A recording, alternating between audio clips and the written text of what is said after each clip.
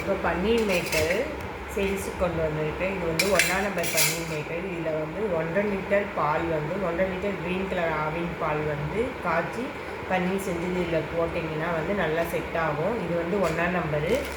இந்த பன்னீர் மேக்கர் வந்து 2ஆம் நம்பரு. இது வந்து 3ஆம் நம்பர். இது வந்து 3ஆம் நம்பரு. 3ஆம் நம்பர் பார்த்துக்கோங்க. இது வந்து 2ஆம் நம்பரு.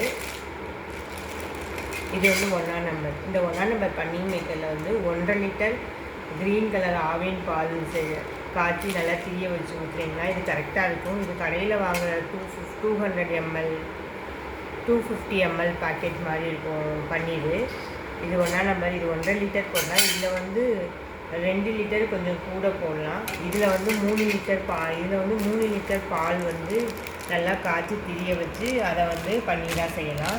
கடையில் வாங்குகிற பன்னீர்லாம் நல்லா கெமிக்கல்ஸ் மிக்ஸ் பண்ணி தானே பன்னீர் செய்கிறாங்க. அதனால் நம்ம வீட்டிலையே வந்து நல்லா பன்னீர் செய்யலாம். இந்த 1ஆம் நம்பர் வந்து 300 ப்ளஸ் ஷிப்பிங் வந்து 20 ரூபா வரும்.